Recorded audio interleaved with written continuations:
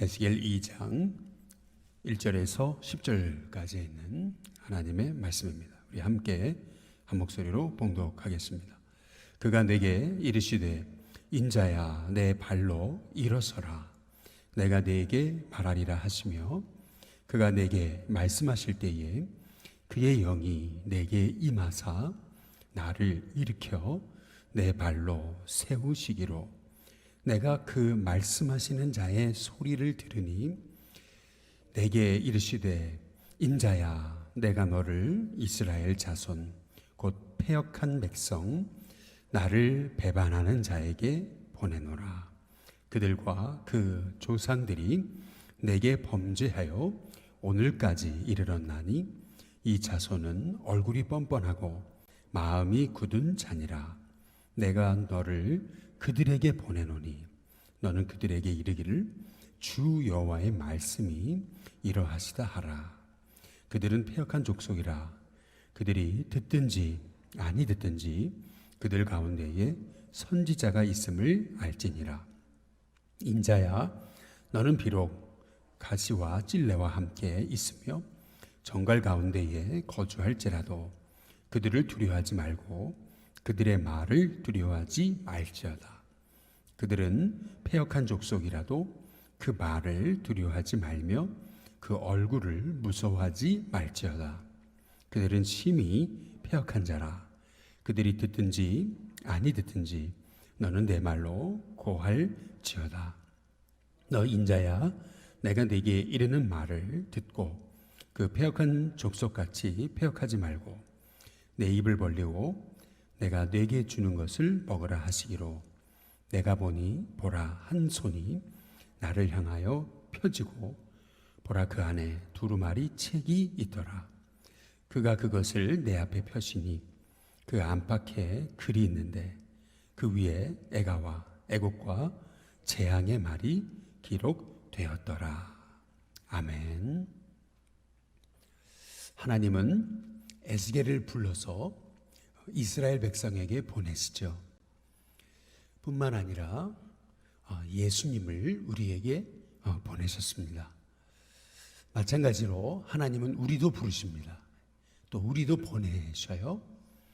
하나님이 보내시는 이유가 있습니다. 그것은 4절에 보니까 너는 그들에게 이르기를 주 여호와의 말씀이 이러하시다 하라.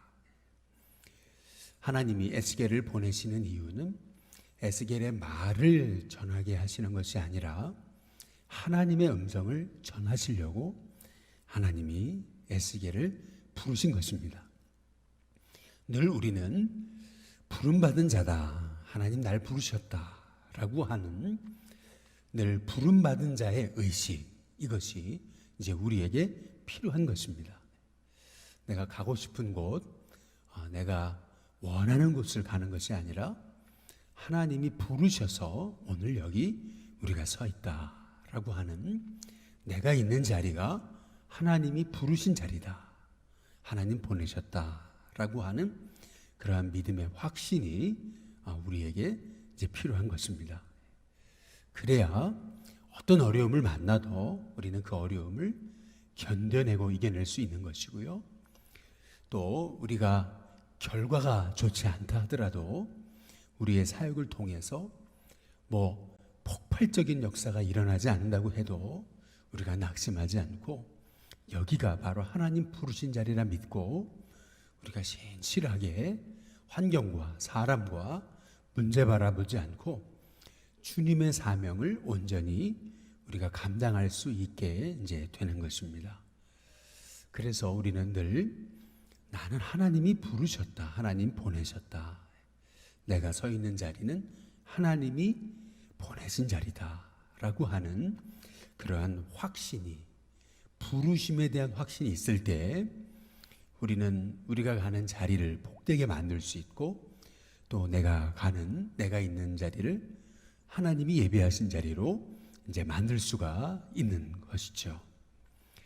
부르심에 대한 확신이 있어야 내 말을 전하려고 하는 것이 아니라 하나님의 음성을 대언하는 이제 하나님의 이제 종이 될 수 있는 것입니다.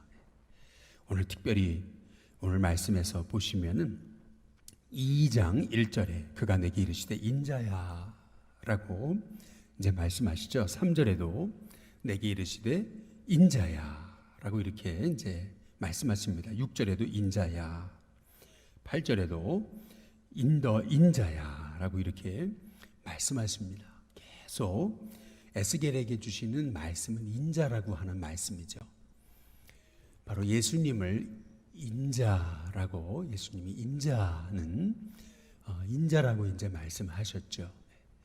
에스겔서에만 이 인자라고 하는 단어가 90번 이상 이제 나오게 되는 것을 볼 수가 있습니다. 여기서 이제 에스겔을 인자라고 이제 부르시는 이유, 이렇게 인자라고 하는 표현에 담겨진 뜻은 연약한 인생을 이제 표현하고 이제 말할 때 인자라고 하죠. 시편 8편에 보시면 사람이 무엇이간데, 인자가 무엇이간데라고 이제 이렇게 고백하는 것을 볼 수 있어요.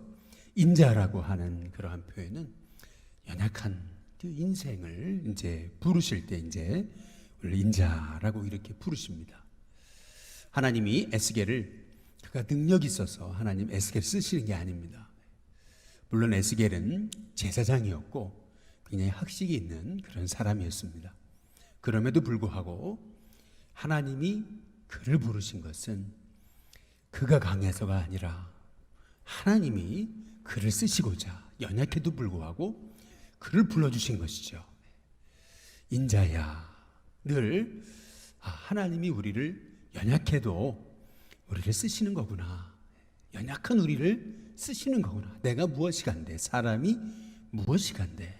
늘 이러한 고백이 있어야 우리가 잘나서 쓰임받는 것이 아니고 하나님의 은혜로 부름받아 하나님이 날 써주시는 것만 해도 감사하다라고 하는 이러한 은혜에 대한 감사, 부르심에 대한 감사, 나를 써주시는 것에 대한 감사, 이 감사함이 있어야 하나님의 종이 맡겨진 자리에서 어떤 어려움이 있고 또 결과가 좋지 않다 하더라도 우리는 낙심하지 않고 늘 있는 자리를 복되게 하는 하나님의 종이 된다는 것입니다.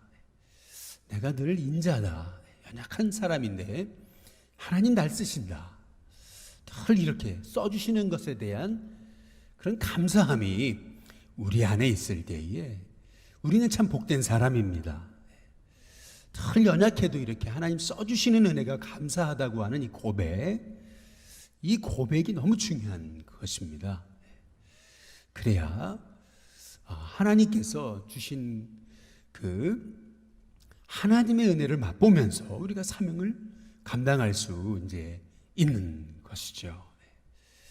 고린도 이제서에 보면은 사람이 마땅히 그리스도의 일꾼이요 하나님의 비밀을 맡은 자로 여길지어다, 이렇게 얘기해요. 근데 그 다음에 2절에 보시면은 맡은 자에게 구할 것은 충성이다, 이제 이렇게 말씀하고 있거든요. 늘 하나님의 종은 하나님이 이 일을 내게 맡겨주셨기에 내가 하나님이 주신 은혜에 감사해서 내가 그리스도의 종이라는 마음을 가지고 이 비밀을 맡은 자라는 마음을 가지고 늘 충성되게, 늘 겸손하게 사명을 감당해야 하나님의 종인 것입니다. 늘 이 인자와 같은 나를, 연약한 나를 하나님 부르셔서 써주시는 것만 해도 늘 감사한 것이 하나님의 종의 이제 마음이어야 된다라는 것입니다. 근데 오늘 하나님께서 에스겔을 이제 보내시는데 오늘 여기 말씀해 보니까 이 4절에 이 자손은 얼굴이 뻔뻔하고 마음이 굳은 자니라, 5절에 그들은 패역한 족속이라, 이제 이렇게 말씀하고 이제 계시거든요. 그러면서 하시는 말씀 5절에 그들이 듣든지 아니 듣든지 그들 가운데 선지자가 있음을 알지니라. 7절에도 그들은 심히 패역한 자라, 그들이 듣든지 아니 듣든지 너는 내 말로 고할지어다, 이제 이렇게 이제 말씀하고 있어요. 복음을 전했는데 그 영혼이 복음을 받아들이지 않거나 전도했는데 전도의 열매가 없을 때, 우리가 코로나가 있기 전에 마음껏 우리가 목요일, 금요일 그리고 주일날 오후에 전도했잖아요. 참 열심히 전도할 때 그 전도의 열매가 이제 나타나지 않는 것처럼 이제 보일 때는 계속 전도의 사역을 감당하기가 참 어려운 것입니다. 사람은 어떤 이 결과에, 이제 열매에 이제 주목하는 것이 이제 사람이기 때문에, 그러나 오늘 하나님은 에스겔에게 말씀하시는 겁니다. 결과가 없어도, 열매가 없어 보여도 그래도 나가서 내 말을 전해라 라고 하시는 그런 말씀입니다. 듣든지 아니 듣든지 열매가 보이지 않는 것처럼 보여도 가서 전하라고 하시는 그 하나님의 이제 음성이 에스겔에게 주신 그러한 사명입니다. 사실 매주마다 새 가족이 몰려오고요. 그리고 막 전도하지 않았는데도, 그런데 사람들이 막 그냥 물밀듯 밀려오고 막 그냥 교회가 엄청 부흥하는 곳에서 목회하는 것은 참 보람되죠. 내가 뭘 좀 하는 것 같잖아요. 그리고 복음을 전했더니 사람들이 회개하고 눈물 흘리고 변화되면서 내가 주님께 쓰임받고 싶습니다 결단하고 말이죠. 옛날에 이렇게 부흥 집회나 선교 집회 이런 데 가보면은 이제 콜링을 하잖아요. 이제 말씀을 전하시고 나서 이제 알터 콜이라고 이제 제단 위에 이제 나오라고, 하나님 앞에 쓰임 받기 원하는 사람들 앞에 나오라고 이제 콜링을 하잖아요. 그러면 막 그냥 제단이 모자랄 정도로 사람들이 몰려올 때, 그럴 때만큼 정말 가슴이 짜릿하고 보람이 이제 있을 때가 없는 거죠. 그런데 오늘 말씀해 보면 듣든지 아니 듣든지라고 이렇게 말씀해요. 열매가 없어도, 그들이 복음을 받아들이지 않아도, 나의 말에 귀 기울이지 않아도 너는 가서 전하라 라고 하시는 하나님의 이제 말씀입니다. 바로 이 시대가 어쩌면 우리가 그런 시대를 만났는지 모르죠. 옛날에는 교회만 열어놓으면 교회가 부흥하게 됐다, 이제 이런 시대였습니다. 옛날에는 그냥 목회자와 성도가 실수만 안 하면 교회는 부흥한다, 이제 이런 것이 통념이었습니다. 옛날에는 그냥 교회만 화목하면 그러면 교회는 부흥하게 된다, 이제 이것이 이제 통념이었어요. 그런데 요새는 좀 다르지 않습니까? 에스겔이 사역을 감당하던 때는 이스라엘 자손이 패역하여서 말씀을 경청하지 않고, 그리고 하나님의 말씀에 귀 기울이지 않던 그러한 때였습니다. 그러나 하나님께서는 에스겔에게 듣든지 아니 듣든지, 결과가 없어 보여도, 열매가 보이지 않아도 가서 복음 전해라 라고 하시는 하나님의 음성이죠. 저와 여러분에게도 하나님이 에스겔을 보내셨다면 또한 저와 여러분을 보내셔서 연약하지만 이렇게 주의 복음을 전하게 하시는 사명자로 우리를 부르셨다는 사실이 우리 안에 깨달아지는 은혜가 있게 되시기를 주님의 이름으로 축복합니다. 그리고 세 번째로 오늘 여기 말씀해 보니까 6절에 인자야 너는 비록 가시와 찔레와 함께 있으며 전갈 가운데 거주할지라도, 이제 이렇게 말씀하고 계십니다.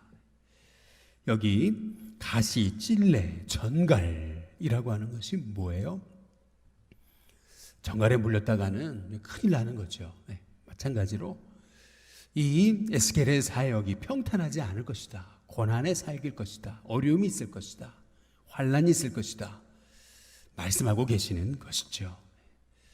아니, 다들 이렇게 환영받는 곳에 가기 원하는 거죠. 문제없는 곳에 가기 원하는 거죠. 다들 이렇게 좀 편안하고 좀 이렇게 안락하고 인정받는 곳에 이제 사람이 가기 원하는 거죠. 사람의 가장 근본적인 욕구는 인정의 욕구라고 이제 그러잖아요. 사람이 가장 힘들어하는 건 거절감이라는 거 아니겠어요? 사람들에게 거절당한다. 이제 이것이 정말 이제 그 어려운 거거든요. 이 거절감의 상처, 어렸을 적 부모님께 거절당하거나 사랑하는 사람이 거절당하거나 이러한 이 거절감이라는 것이 이제 굉장히 이제 어려운 거잖아요. 어떤 분이 이제 그렇게 이제 제 친구가 그러더라고요.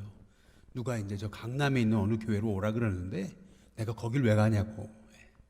왜 그래 그랬더니 아니 거기 뭐 싸움하고 뭐 어려운 교회 내가 거길 왜 가냐고. 이제 그렇게 제 친구가 얘기를 하더라고요.